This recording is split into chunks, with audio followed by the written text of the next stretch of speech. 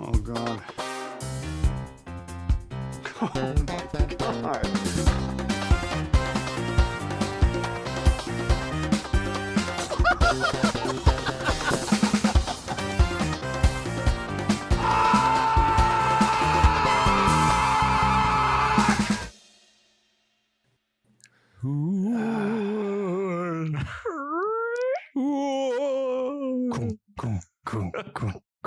It's like the worst Foley work. Just like shaming ghosts, thunking along. Ghost shaming and thunk noises. You're a whore. What is this? A family reunion? Fucking get out of here. How many chicks you been with belly button rings? I was talking to Pete about this today.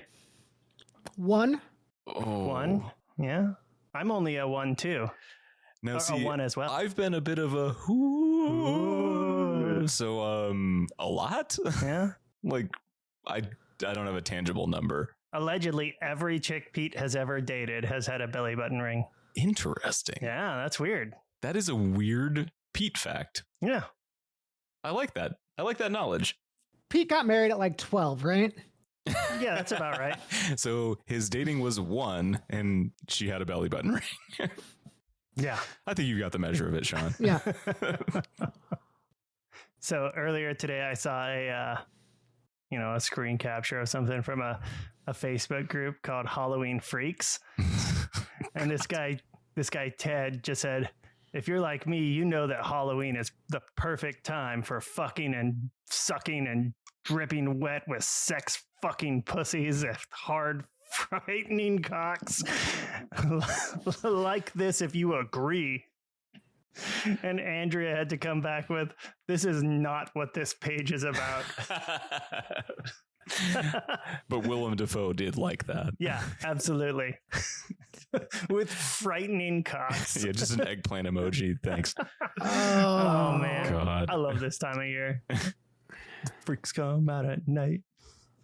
Well, I'm fucking exhausted and got my flu shot yesterday and it's fucking wiped me out. So welcome back to Cage Match: A Roundabout Way meeting Nicolas Cage. My name's Sean. I'm here with Nick. and our producer. Peter, hello. And this week we watched the movie Sonny, which was directed by Nicolas Cage. Yeah, his one and only, Yeah. which is kind of badass. And also weird that this is his one choice. Yeah. I get it. Based on everything I know about the man, which is very little, I get it. Hmm. So I don't know anything about the source material for this, aside from, little bits of trivia or whatever.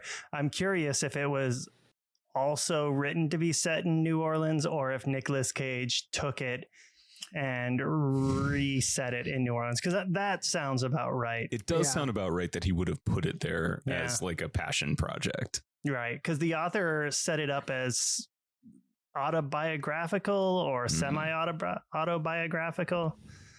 Where did you guys watch this movie? At home. Thanks, Nick. I had a really hard time finding it on the less up and up platforms. The first one I downloaded was a movie claiming to be Sonny, but it was Sonny, Soni, a Hindi film from 2018. Love Josie started that one and she's like, it's right here, it's free and there's no ads. And I'm Super like, easy. Peter said this isn't the one for us. Yeah. So then, weirdly enough, the one I found is named Sanny. Oh, Sanny. Yeah. And that is the correct one, but Weird. wouldn't recommend trying to find this in the more dubious parts of the internet. Especially given the fact that you wouldn't necessarily know going into it. You're like, okay, it's a movie about a male sex worker. This porno sure looks like it could be it. Sure. I mean, yeah. James Franco's changed. Yeah. I mean, has he? Hey, Nick, can I read you my quick review I sent to Peter last night? Uh-huh. I finished it. All in all, positive in the film, despite it not really having much of a plot. Well shot, acting was serviceable to good, nothing atrocious. The weird self-insert brings the whole thing down from drama to farce, but otherwise, it's a movie I watched. I'd put it a little bit above It's a Movie I Watched, but your review is pretty fucking accurate. Yeah. Most of those points are pretty spot on there. I did feel a little better about the acting, especially James Franco, just as a character piece for him. I think he did a pretty good job about it. I mean, it's James Franco. Yeah, I mean, we can get the hard part of that over. He seems like a douchebag. He's done douchebag shit. He is a good actor, but like, fuck that guy. Yeah, and his weird face. Okay, I got to talk about his face for a minute. He does squint a lot. And his face, it's one of those like everything turns into a raisin. Like it's all face. Yeah. Like it's all squinched up face. So he smiles and everything is just... I do love his smile. His smile is actually kind of infectious for me because it's just so big and everything about it is smile. Okay, I can give that to you. I had a note of I hate his smile, but it's mostly because I hate his squinch face. Well, I hate everything above the nose. So just mouth zone. Yeah, pretty good. He mouth smiles real good. Yeah. You know, I'd trade Leto in a second. Oh, any day. Any day. Wait. You can bring Franco back. I won't watch his movies, but I'll hate him less than Leto. Oh, okay. Perfect. Okay. Yeah. No, I agree with you. For a second, I was like, what? Wait, are you super pro Leto all of a sudden? No. Watch Neutron Aries and just really fucking hot for Leto. Yeah. Sean was the only person to watch it. My favorite thing I've seen 3.5 stars. My favorite thing that I've seen about Tron Ares is a thing on the internet where someone's like, in the movie Tron, Jared Leto's name is John. His name is John Tron. None of you will deny this because none of you will admit to have seen this film. I do love John Tron, and what you said earlier was Jonathan Tron. Jonathan. I added to the joke, yeah. Yeah. Prove me wrong. Go to the movie. You're not going to do it, you Morbius fuck. All right, Nick, why don't you give us the summary of this movie? I'm so fucking tired right now. Oh, yeah. So James Franco comes back after being dishonorably discharged from the military. So he's done with his army career, decides to go back to New Orleans before heading out to take up a job with a buddy running a bookstore in Texas. So he comes back to New Orleans. We get introduced to his life where, he lives with his mom, who is I wouldn't even say the madam. She just runs a whore in like a whorehouse, like singular whorehouse. Yeah. And you it only has the one bedroom. Yeah. One bedroom, has to share it with whore. And hey, I'm getting all my whore commentary in now. You asked for this. Yeah, watching this film, I was just like, well, not even gonna try. Yeah, this is Nick's film. So let's talk about your quote now. No, I'm working through them all right now. Yeah. So he gets to come home, share a room with a whore, and his mom's pressuring him into being a whore again because she raised him as like the best male whore in New Orleans. And but he doesn't want to do that. So he tries to get out of it, but the life sucks him back in. And it's him dealing with all the horrible consequences of being a whore. Mm-hmm. Yeah, it's pretty good. There's also like a dad theme and complications with mom. Yes, there's some daddy problems and some mommy issues. Yeah. But I mean, I'd say the biggest mommy issue is she was whoring out her son at age 12.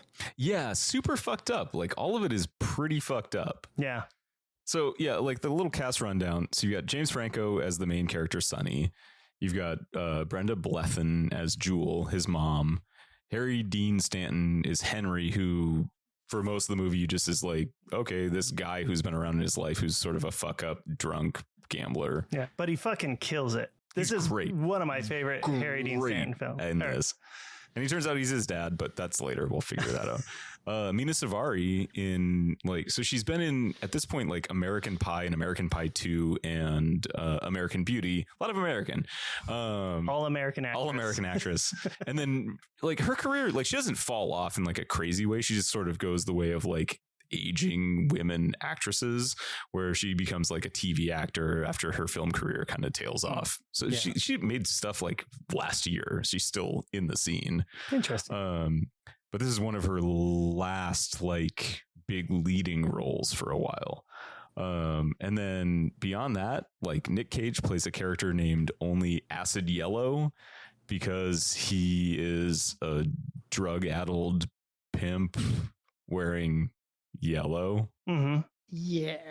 I mean, if your name's Acid Yellow, you don't go around in chartreuse. That's true. That's confusing. That's very confusing.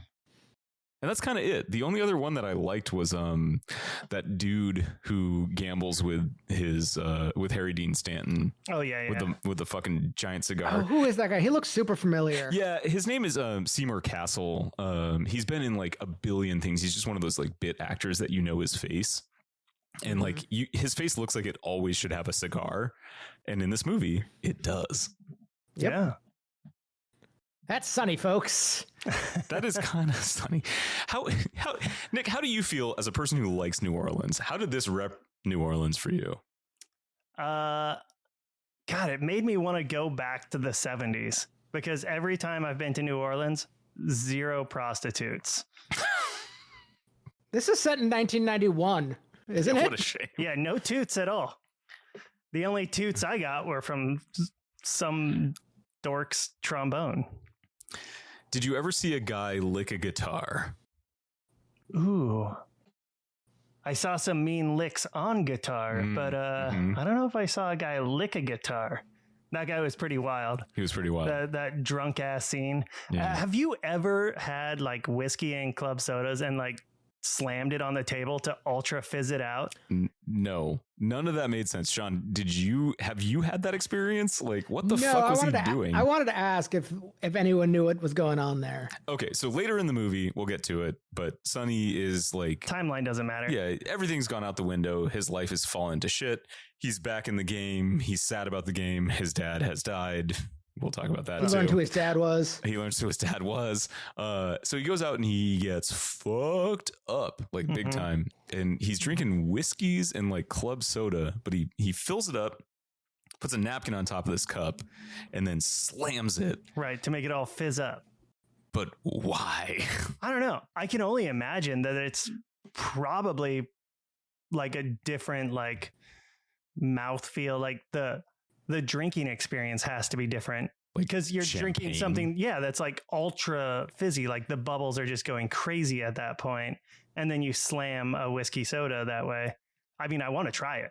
I'm curious about it, but I can't imagine being a bartender and allowing that. The fucking no. mess of it. Yeah. And then every time a new napkin. So what's he doing with those other napkins? He's throwing them on the bar. ground. You gotta fucking clean that shit up. Yeah, it was interesting. But if there was ever a city to do it, I think New Orleans would be pretty into that. Most of the action of this movie takes place around Bourbon Street and the adjacent blocks, which is just as, I mean, like no whores, but it's just as wild now as then. I'm ready to go back to New Orleans. This movie fueled me up. Yeah, it's a pretty good, like, interesting picture of New Orleans. I mean, like, it's definitely gritty, crappy, you know, like here's the which is still New Orleans. Like, yeah, right. Without the prostitution or the visible prostitution. Right. That's still New Orleans. Like, I don't know if Katrina really fucked that city up or not. I mean, that's obviously it did. And that's a take that I will. Yeah, sure. No, fucked it up in a different way. Like fucked up the culture of it. Maybe not, you know, it's right. Like that the culture of it. And well, the heart of the city is still very strong. Right. You know, the restrictive aspect of it is really like Republican douchebags fucking with, puritanical rules. Fuck off. But Josie and I were talking about it and she's like, this is a great city to film like this kind of period piece because the architecture of these parts of the city have not changed. Yeah, same. I mean, there are buildings and homes there that have existed for like 150, 200 years. Sean, have you been to New Orleans? No. Okay, let's go on a cocaine-fueled trip to New Orleans. Oh, I can show you all the places that Nicolas Cage has lived and the place where he will rest. Oh, that's right. Yep. Yeah. Yeah. Yeah, his pyramids. Can't take his there. mausoleum from him. I do feel like we need to go see his mausoleum. It's pretty sweet. Yeah. So I agree. He actually, I'm down. it's 2 plots. He bought 2 plots. Yeah, one for me and one for him. He just doesn't know it yet. He was one of the last people that was able to buy into St. Louis Cemetery number That's 1. wild. So you can't buy into it anymore. So Because people like us want to buy in now. We're taking down property value. Yeah, exactly.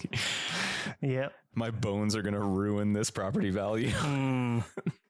So this movie, like, I feel like it has a strong start. Like, the whole thing is like, he gets home from the army. He wants to start a new life, get clean, get away from his, like, the mom who, like, made a whore out of him, does nothing to actually do that.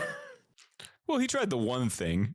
He tried Well, he the tried one 2. thing. He tried 2. He tried to get a Oh, the job at suit the guy. suit Oh. shop Yeah. and was immediately like, no, and then straight up no. Also, those ladies solicited him while he was there. Yeah, which is bad business. Bad Like, biz. I understand. What I was going to say is, like, he wants to get out of the life, but, everyone through, like, circumstance and manipulation gets pulled back in. And as soon as he's back in, every trick, every Lady John, like, shorts him. And, he gets more and more agitated by the whole thing. And kind of halfway through the film, he's just like, well, this is who I am now. This is all I can ever be. And then it's just kind of sad the rest of the film. Yeah, it is very heartbreaking to watch him come back like full of vigor. He's got an enthusiasm for books and literature and everything about his life from the moment he gets back into New Orleans. It's just like, sorry, dude. Sorry, Sonny. You're the best dick for hire in town, and that's all you'll ever be. So that was one of my questions for you, actually, Nick, is like, What's it like being the best dick for hire? yes, thank you. No, my question is, like, these movies are all sort of like predicated on the fact that, like, you come back to your town and, like, everyone fucking knows you and you're pulled back into the game. But, like, New Orleans isn't a small city, right? I mean, it's not like huge, but the idea that, like, the second he gets back, everyone's like, that's that best dick I've ever had. It's like, oh, hey, Sonny, I'm at the grocery store. Look at this eggplant. And he's like, yeah, I know. It's kind of, no, like, obviously I've never lived there, but it's regional. Like, everything he's talking about is like the quarter. He even mentions, like, I can't go anywhere in the quarter without being recognized for Okay, what fair I enough. am. For being a big dick, Yeah. whatever, swanger. So yeah, most of it, and we're still talking about the 70s and stuff too, or I think it's 70s, 80s, something like that. That I kind think of it was range. 91. That's what, like, Yeah. didn't it say 1991 in the beginning of the film? Oh, I can't read. Just like Sonny. I pretend. I'm real good pretender. He's also working, like, richer people. It's not just his neighborhood. Like, they're kind of far afield. Like, they go to the That's rich true. folks' house to work the double. Yeah. Yeah, there's a little bit of time spent outside of the quarter for sure. So like, he gets to that point where he's like, well, this is who I am. But then what's his girlfriend's name? What's the Her name's Carol. Carol? She decides that, maybe they can't change, but they could at least try for anything else. And rather than, him being like, sure, he's just like, nope, this is who we are. This is all we'll ever be. And so first half, hopeful. Second half, crushes someone else's hope. Yeah, he's doing exactly what his mom did to him. Yeah. So it's real sad. Is this movie watching. good? I think it is. I think it's actually kind of good. I don't think, okay, despite my, like, very, it's fine review of it, it is fine. Like, and like I said, the acting is for the most part good. I only have there's only a few things where I'm just like, I don't know about that. But the acting's good. It's directed shockingly well for I didn't expect it to be directed well at filmed all. really well. Like, it's beautiful. I It's love well the done. score. Yeah, the score is actually Yeah, the really score good. is The good. score is really good. Nicolas Cage is, as an actor, the weakest moment of this. Yeah, Totally. Oh, that's a whole different movie. Yeah. Yeah. I would watch that movie, but well, I would have to watch that movie. Yeah. It meanders a bit. There's not a strong through line throughout, but like it's well done. Like you can tell the people who made it cared about what they were making, and they made something that I don't know how culturally important it is, but it isn't bad by any means. Yeah, it could have used a little more like structural through line for it. Everything that happens with the characters is pretty much in line and it tracks well, but there's just not something that really makes it go scene to scene, unfortunately. Yeah. Beyond just beating Sonny down. Yeah, if they would have spent more than like 2 scenes hinting about the daddy issues, like if that was like his through line, like his dad wasn't around, so his mom took advantage of him, his dad wasn't around, so he went to the army. If like that was the through line throughout, then that would have tied up made the ending and his like kind of heel turn make so much more sense. Yeah, and that one scene where he pulls the picture down off the wall. Right. And it's like, well, I didn't really love that story of it. I mean, like I enjoyed the story of like, oh, my daddy came in and Protected my mom. scared some dude off. Yeah, I mean, like it just sort of came out of nowhere. It felt like it was just kind of added in, or like a scene was built to tell that story. Yeah. There was nothing bringing us to that story. Yeah, like I said, I just don't think there's much of a through line throughout that carries it from scene to scene or carries the entire narrative as a whole. My feeling on this is like I really liked this movie and I think it was actually pretty good overall, but like there's basically nothing happens, you know. There's like it's so thin overall, even though like I liked it because it's so like specifically character driven.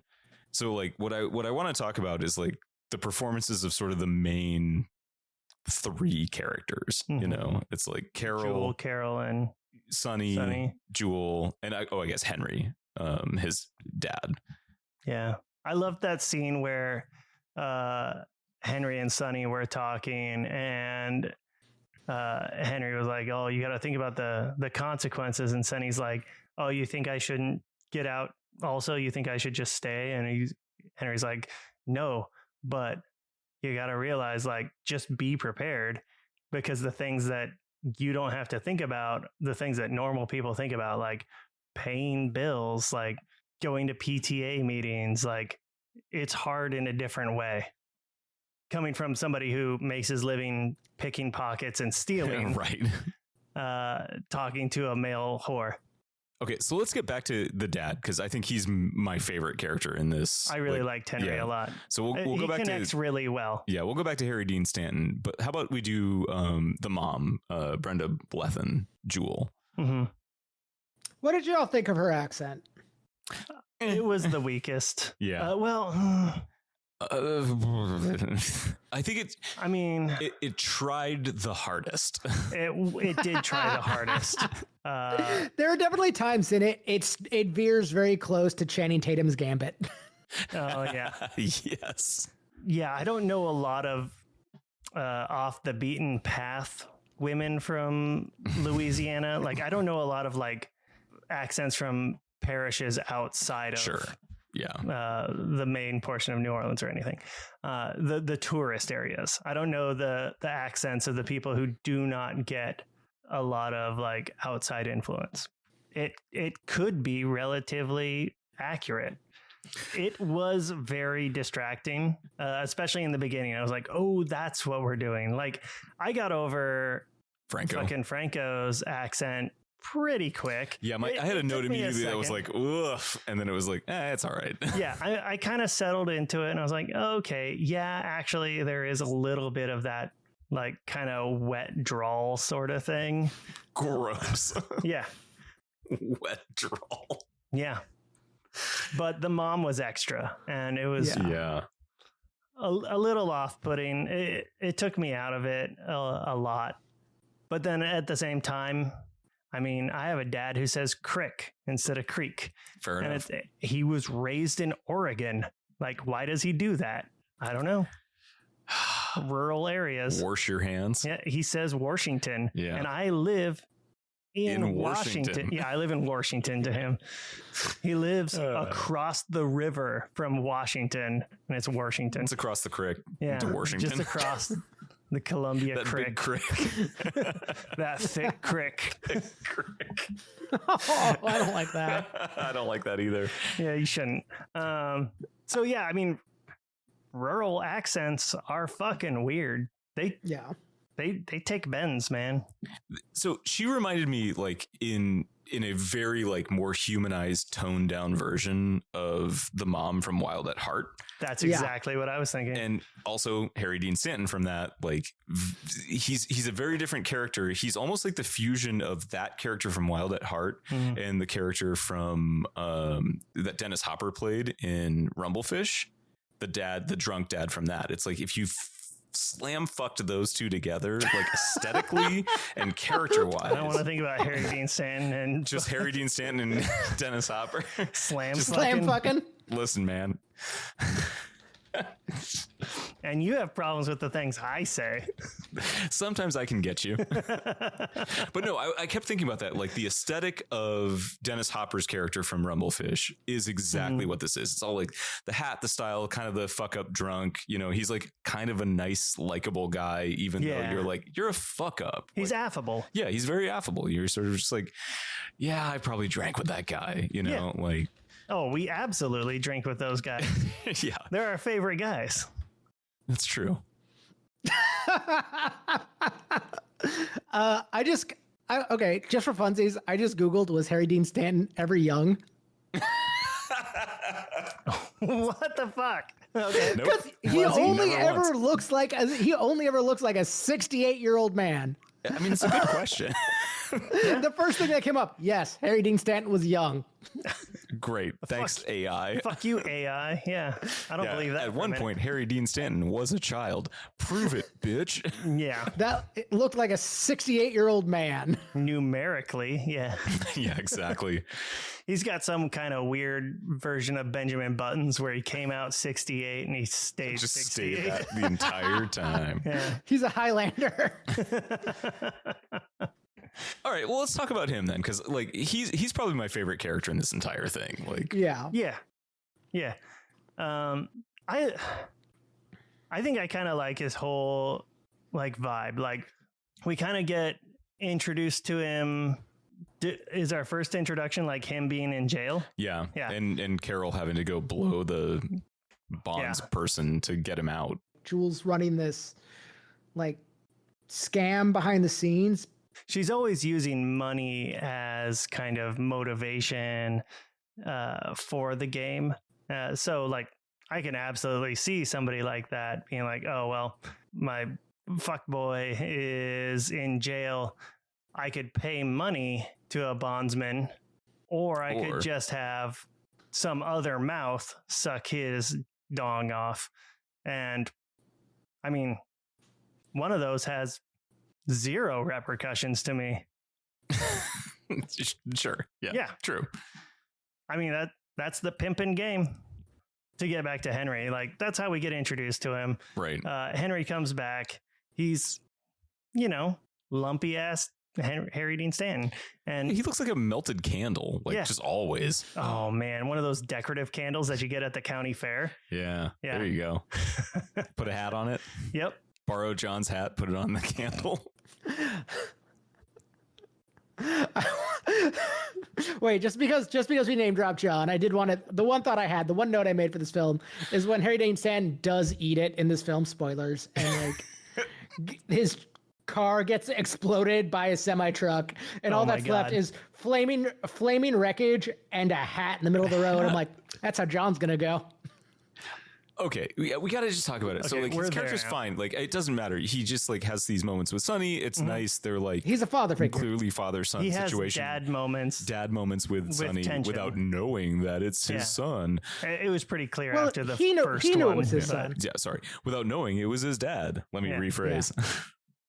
And then he leaves a gambling situation. And he finally wins. He wins a finally game of wins. gin, and he's like, everything's coming up Millhouse. And he leaves. He gets in his car, and as he turns his car on and starts to drive, Josie's like, don't do it. And he like pulls 3 feet out. A semi hits him, and his car explodes. Like, what the fuck is in that Immediate car? Fireball. Yeah. Like that part of the movie, I was just like, what Yeah. happened? I thought the waiter was gonna like just come out and fucking knife him, like the waiter he threatened like 2 scenes earlier. Yeah. He's like, Oh. I got to close up.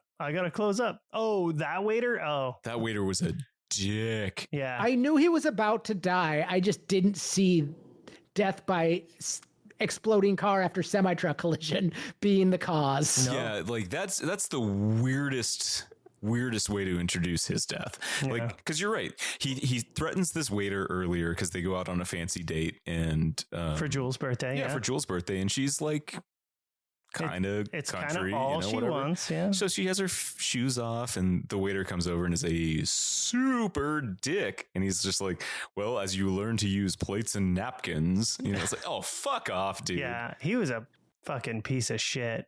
But yeah, Harry Dean Stanton then threatens to kill that guy. Oh, and he has such a good scene of it Oh, too. it's so Like he good. pockets one of the knives off the table and then Gets it right up the nose. yeah. So yeah, like to your point, Sean, like it would have been more interesting, I think, in a lot of ways, if that guy had been like, fuck this guy, I'm gonna get mine, you Mhm. know. But instead it's just a random truck Just and your car He- full of explosives. He got little girl in Wicker Man. For real. Yeah. That's exactly what I thought too. Nic Cage wakes up on a dock. That's the scene. Sees Harry Dean Stanton in the water, dives in after him. the water explodes. What? Yeah. So he's dead. Then they see his grave and it's like, oh, that's your daddy. It's like, oh, fuck. Why didn't you tell me? Well, he was worried he was a failure. It's like, we're all failures. Yeah. That was like the one, that was the one line that really, I really enjoyed. Was Jewel was like, it's easier to say than to live with. Oh, yeah. Yeah, I really like that. That was probably my most impactful line if I had to pull one from this film. Oh, It's sure. a solid line. It's a great scene that again just falls flat because nothing really builds to it.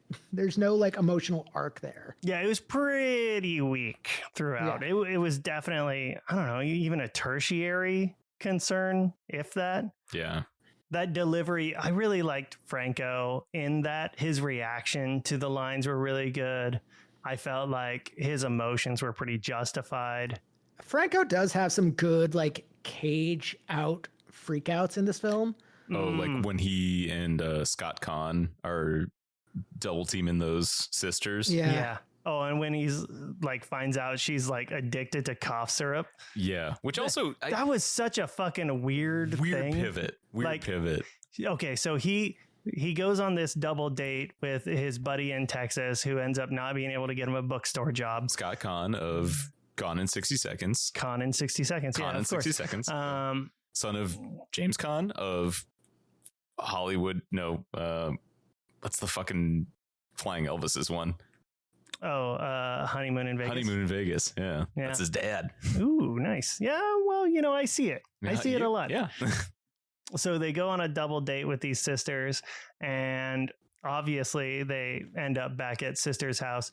And so Franco hooks up with this chick. They're in bed and she's like, oh my God, you're so good at that. You should do that for a living. He's like, oh, I do. And then he explains all this thing about being a whore. In his words, I'm a whore. Then she gets uncomfortable and then she goes to the bathroom and she's just drinking cough syrup. and he interrupts her and is like, "What's this?" And he starts getting super fucking aggro about it. And he's like, "Oh, you're addicted to codeine." And he's smashing things and he's just pulling everything out and he's yelling and he's freaking out. He's fucking naked. And we never saw Franco's dong. No dong. Yeah, close. We got close a couple times. A lot of almost dong. A lot of butt. Lots of James Franco. Very butt. fit James Franco. Yeah. At least 3 sets of boobs. Okay, so there was Codeine Woman. There was the older woman trick that he used to have. Right. And the woman at the like fancy party? No, he just like tore her top.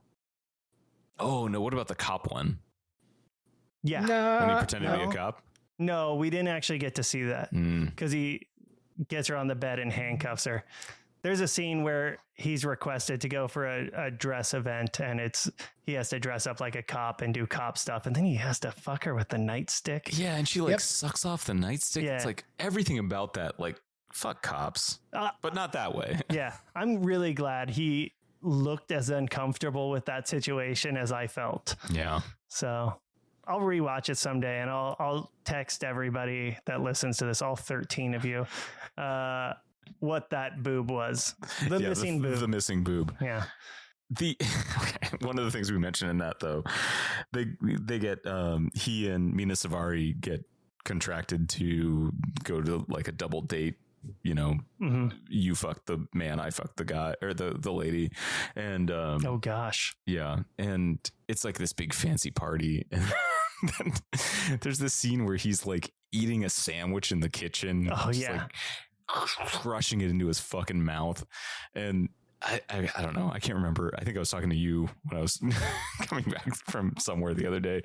And there was some comedian a while ago that was making fun of James Franco, maybe at his roast back in like 2006 or something like that. And they were just like, James Franco just always looks like a person who's eaten a white bread sandwich and you can just see the like leftover white bread in the mouth, like stuck in the teeth. And that's exactly what I was thinking about in that moment. And then immediately he's just like, "I'm going to fuck you." He like tears her blouse and throws her on the ground. Yeah. He had no fucking care for like, I don't know, fucking rhyme or reason in that. It was just like, "Oh, okay, well, the party's over. I got caught eating a sandwich in the kitchen. Yeah. Better fuck this hoe. Better fuck her." And then we're going to go watch you, Mina Savari, fuck this dude. And he's just going to be like, "Oh, gee whiz. Gee whiz." That's it. Gee whiz. I loved how like fucking exasperated her face was during that whole fucking scene. That was a great scene. But the fucking wildest part was when the kids come in at the end. Oh, it's like, "Oh, Dad, are you done fucking your horse?" Yeah. Your casual Saturday night Yeah. whoring. I can't wait to throw a fancy dress party. You're all invited. Oh, thanks. I wear a turtleneck. Okay. So I think we're at the point. We got to talk about Nic Cage. We got to talk about Nic Cage in this movie and his performance and like the weirdness of the insertion of him as a character. But like I do understand why Tommy Wiseau saw this movie and was like, "Franco, that's my guy," because of these scenes where he's like fucked up, he's crying, he's like intense, he's all over the place, he's violent, he's crazy. Yeah. Like that's the part that I'm sure he watched and was like, he's a "That slave is me." to the emotions. Right. Actually, mentioning that real quick before we get into like right before the acid yellow scene, when he's super drunk and he's just outside that bar and there's the time lapse. Oh yeah. And he's just standing there with like the like hurricane, the classic hurricane kind of glass. And everybody's like zipping around behind him, but he's just kind of wobbling because he's so fucked up. I thought that was really well shot. Was cool. I liked that a lot. That was a good shot. Oh, my thought there was just like the return of Iguana Vision. Oh yeah. Well, and it was also like, I think Whip It was playing in the background of that scene too. Like, great. Just like, again, like sound design, music design in this was really, really well done. Yeah. A lot of the technical aspects of this film were very tight. Yeah. So yeah, Nic Cage's character Asiello is introduced right after this Bender scene, right after Harry Dean Stanton's death. Franco find out about his father, goes on this bender, and shows up at the door of the pimp Acid Yellow, because he wants a date, but with a man. And just this is where we're introduced to one of the weirdest Nic Cages ever. Fake nose, classic of this era, the season 3. Yeah, what is with the prosthetic noses? Like, why? I think I think that it was something that he was doing for a period of time that helped him. Like, I'm a new character. Like, Right. He was going through shit. Like, he was fucking with his teeth. He was fucking with like his hairline. All this stuff. It's like you get to be a new person if you like change some part of yourself. It allowed him to disassociate with the celebrity Nic Cage to do these indie things. I mean, that's my stretch on it. I don't know. Or he just is like, I'm going to be a weird dude in a Ferrari who goes, is everyone okay? Yeah, I don't know. Yeah, it was a choice, but yeah, so he has like 5 minutes, less than 5 minutes of screen time. And most of what we see of him is through blitzed out first person. Yeah, Drunko-vision is a good way to put it. Yeah. Sort of fisheye, flared out on beer the edges. goggled up. I'm not the biggest fan of drunk vision in a film as a device, unless like, especially this late in the game. But the juxtaposition of like Nic Cage all blurry and like blitzed out from Franco's point of view, and then just turning to Franco and it just being kind of a normal shot because no one else is that gone. Mm-hmm. The green poodle on the bar was Green gone. and red. God. Yeah. A weird mini poodle too. Yeah, I didn't understand that. I didn't understand most anything about that scene. It was a very eccentric, yeah, like home. And it's so tonally out there for this film. Like it's a different film, and it's not a good film at that point. No. It's a very brief sequence, but it just like it takes what trust we have in the storytelling up to this point. It's like, all right, we're done. I will add just like a point for clarification in this scene. He didn't show up there because he wanted to fuck a dude. He showed up there because he had some extra energy to burn, as he said. And he was clearly just going there to beat somebody up. And the time of the film, yes, he's going to go up and beat up a gay guy because nobody's going to report it. This did have my favorite quote of the entire movie. It was Nic Cage. He does a line and he goes, I love cock. That was my quote too. I like that. Yeah. No, it's sick cane sword though. Nic Cage pulls out a cane sword. He does pull out a cane sword, but it's also like the oldest, like schlubby man running after someone who's like, I'm going to get you. You know, I even watched this on 1.5 speed because you know how I do. Yeah. And even that, I was like, that's a slow dude. That's a slow run. For me, like the way you put it, Nick, makes a lot of sense in terms of like why he would like go there to beat up a guy. Same effect. You could have just had him fight a guy in a bathroom. You could have had him just pick up a John and do it. Like the Nic Cage of it all and going specifically to a male whorehouse. It didn't need to be there. It didn't need to be its own location. And I feel like even for the timing of this film, like a lot of the implications of Nic Cage's character are in poor taste. Yeah. I just like, this movie loses half a star just for this. Loses half a point just for this scene. It's kind of too bad because I feel like had he not included himself in that crazed character, this movie would be better. It's kind of still how I feel about the whole thing. It's like it's all sort of like a medium good for me, and this makes it like a little dip where it could have just maintained the medium good. Like, I don't think this movie is like, oh, fuck, what a transcendent piece of art, but it's something, you know? Yeah. No, it's got legs to it. Yeah. Like I said, clearly everyone involved cared about what they were making. Yeah. Yeah, which is not what I was expecting going into this entire week, you know? No, I expected this to be a must. Ooh. I expected some muff too. I also expected muff. I expected this to be a must much. Fuck, I expected this to be a much rougher watch. Yeah. Before we get into the KJO grid. the very limited grid we can have for this one, I do want to just discuss the end of the film where, like, God name, sorry, my brain today. Mina Savari. Girlfriend. Yeah. Carol. Carol. There's a guy that in the beginning of the movie she's blowing and gets a car from. He's a car dealer, and he's like, Oh, is it the same dude? Yeah. yeah, That's why at the end she's like, he wants the car back. We're going to drive it to Mexico. Got it. yeah. Okay. So she says a couple times in the movie that every time, like, he always asks her to marry him. And so since Franco's like, we're not leaving, I'm not leaving this life. She's like, he's going to ask me again. I'm going to say yes. And she does. So they go to drive off, and there's the scene where, like, she's crying in the car and, like, Franco's running up after her, and they have the moment in the street where they embrace. Hard cut to Franco just in front of his mom's door again. I'm like, I like that.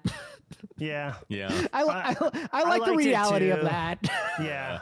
Of the person imagining a better life, but like unwilling to take the steps to do it for themselves, Yeah. and just living in the fucking shit that they've developed for themselves. Yep. It's fucking real. Yeah. The ending, the scene with the mom saying, it's easier to say we're all fuck ups than it's harder to live with that. Like, his freak out in the bathroom with the girl, and like how it's supposed to be different on like this side of things. Like, there are all these little moments of genius like that. Like, if we could extrapolate that into a whole film, great movie. Instead, we just kind of get these small little Kind of hints at vignettes it. of it all. Yeah. And it doesn't Yeah. hold together, which is really, I think, the shame of this film. Yeah. And makes me wish Nic Cage maybe directed another film. Yeah. So he kind of got into this window where it was like, this movie was panned critically. It made no money.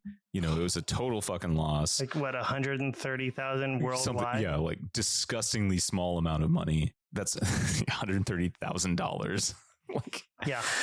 I think that there's a part of it that like it tied into the weird like tax failure of the next decade that he has, where it's like, I can't take risks. I can't do this and like fall back on, my fortune or my name or any of these things that like, I think he stopped directing because this hit at the wrong time.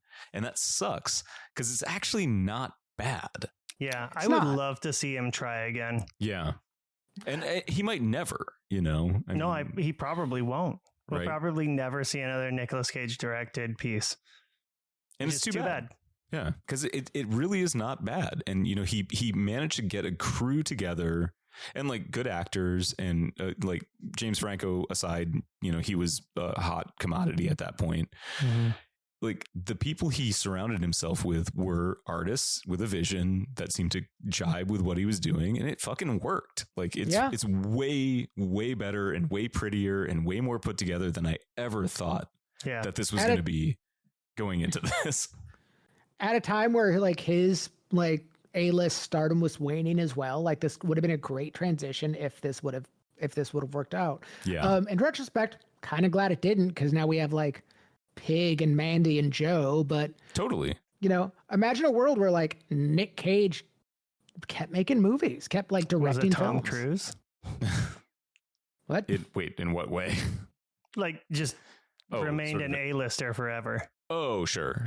No, Like, I think Sean meant if more it's- like if he had the chance to become a director instead of Like, being, if this movie would have hit, would he have like pivoted more to behind the scenes work? right. I think he's Rather than- always been a movie star. Yeah. Like he's always described himself as a movie star. So like dipping his toes in here and there probably, but yeah, I mean, like to your point though, like that would be crazy to lose Nicolas Cage as an actor. Right. So Or just at least we might have gotten less. I mean, Certainly Just, season 1 and season 2 would be different. yeah. yeah. All right. Well, let's just do the grid because we have to. Good movie, good Cage. Bad movie, bad Cage. Good, bad, bad, good. Yeah. Where do you put this one? All my critiques of the movie aside, it's well made. It's the people who make it care what they're doing. It's like that comes through very well, and that means a lot as a, you know, for me. It's not boring. It just, you know, is missing some, could have used an edit. I think the movie was all in all got over edited. Yeah. or got over edited. There's an I think the editing movie, issue. there's an editing issue. I think the movie itself is pretty good. Mm-hmm. Nic Cage is the worst part of this film Yes. Yeah. as an actor. Right. Nick, what do you think? I totally agree for once. I hate to put that on record, but yeah, Nicolas Cage we got a bad performance in a movie that is structurally sound. Yeah. So it's a good film. If you're interested in character work that doesn't have a lot of like action to it, it's a pretty solid film. Yeah, I agree.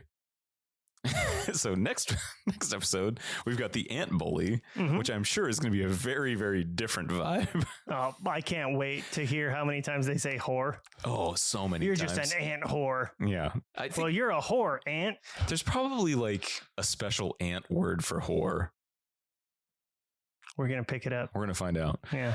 Yeah, he plays like a wizard. I don't know. I think he shrinks a boy. That sounds bad. So bad. Wait, he's not the titular ant bully? Well, so the ant bully, the main character is a turd to ants in his yard because he is being bullied by a human bully. And so he's projecting. So he's like the destroyer of their world. Mhm. So the ants do magic and shrink him. So then it's a Honey, I Shrunk the Kid situation. Nice. And then I think the antagonist is a person hired to kill ants in the yard. Mm-hmm. Like, Mhm. or Like an exterminator. or Orkin. An Orkin. Yeah, okay. John Orkin. Well, I can't remember what's that. An Orkin man. Yeah, an Orkin Yeah, man. Okay. Yeah. So I think that's it. But yeah, Nic Cage is the wizard who shrinks the boy. Mm-hmm. I think his name is like Zoc or Zog or I don't know. Whatever. Fucking ant shit. Ant shit. Yeah. Whatever the racist or, you know, misogynistic word for Can't wait to get thing is. racist against ants. Yeah. I guess it's speciesist. Specious? Specious. I can't wait to get specious on Oh, we're something. gonna fuck them grasshoppers. Yeah, fucking hoppers. Oh God, I don't like that at all. This already feels dangerous. All right. Thank you all for listening. Thank you to our Sparkle Buddies, Josh, Josie, Matt, Adam, Bill, Stuart, and Willow, and our cage dancers, John, Freeman, Nathan, and Cameron, and to Bill Panks for our intro music. And yeah, that's fucking it. Come back for the ant bully and figure out what ant racism is. Specism. Specism. Spism. Spisms. Mhm. I don't like it. I don't like it at all. Yeah, fucking hopper lover. Bye bye.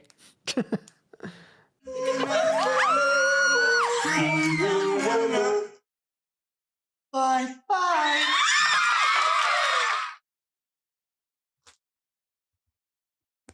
All right, that's good enough.